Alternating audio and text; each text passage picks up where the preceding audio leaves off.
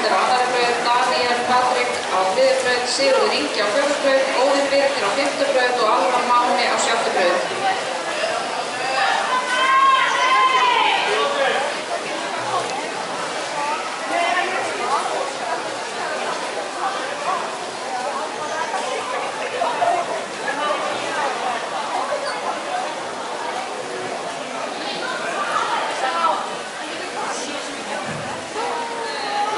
Taka þetta mynd fyrir heim af þessum mótorum, ekki smella þess, smella tökumannum. Það eru hæstmanns myndatöku og filmar. Já, það er að gera það.